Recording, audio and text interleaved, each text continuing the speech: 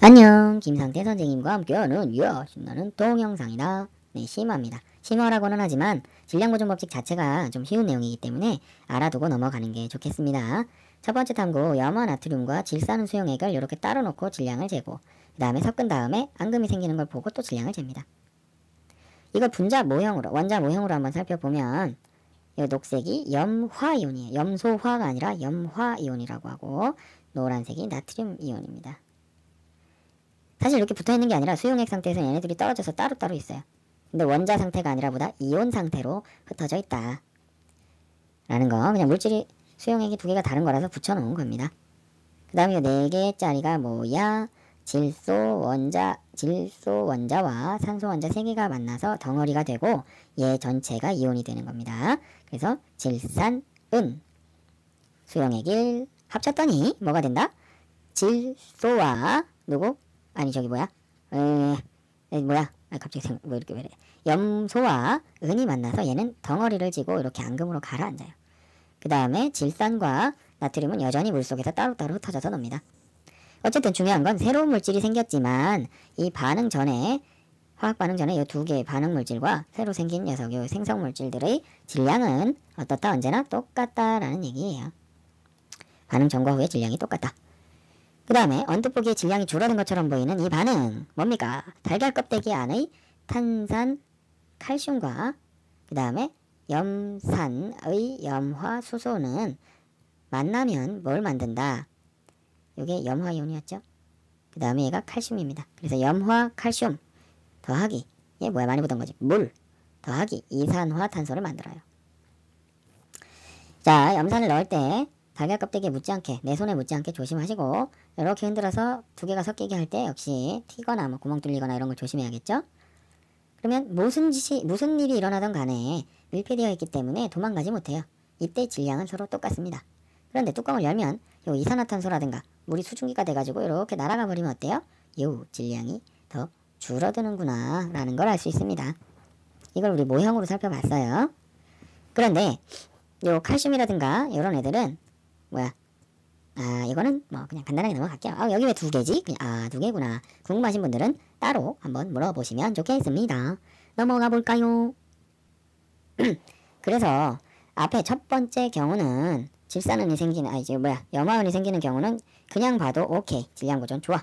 근데 질량이 줄어들거나 질량이 늘어나는 것처럼 보이는 현상 이런 반응이 있다 그랬죠? 자, 나무 같은 경우는 나무 안에 탄소 이런 애들이 있어요. 걔가 주변에 있던 산소랑 만나면서 여러가지 물질을 만들어요. 그 중에 이산화탄소와 수증기가 있습니다.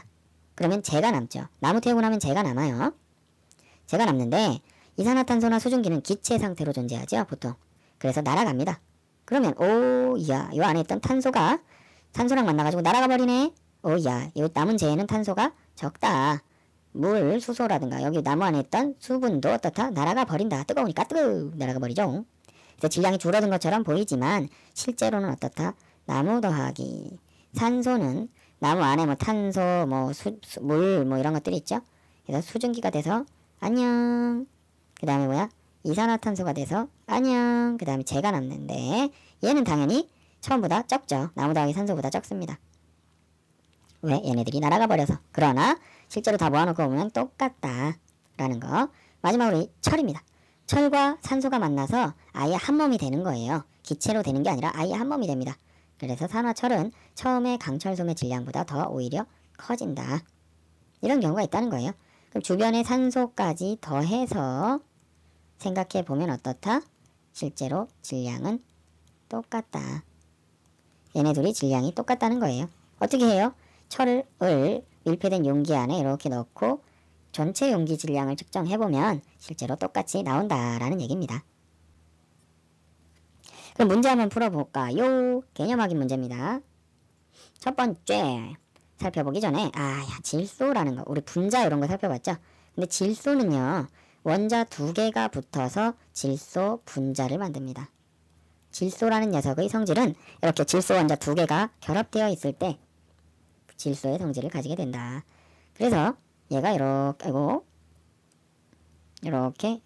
두 개가 붙은 모양이 그려질까요? 아니면 따로따로 떨어진 모양을 가질까요? 생각해 보시면 되겠습니다. 수소가 왜 3개가 필요하냐? 얘도 역시 수소 분자죠. 수소 분자 3개가 있는 거예요. 대신 수소 원자는 몇 개? 6개다. 암모니아 같은 경우는 분자 2개가 생기는데 원자는 각각 몇 개? 4개씩. 이렇게 됩니다. 사실 이 원자 개수만 맞춰도 여기 질소 네모칸 안에 뭐가 들어갈지 알 수 있겠죠. 그런데 다만 따로따로 있냐 함께 있냐 요걸 생각하면 되겠습니다. 앞에 모형에서 염화수소가 2개 있거나 이런 경우도 마찬가지예요. 그 다음 탄산수소 나트륨 2번입니다.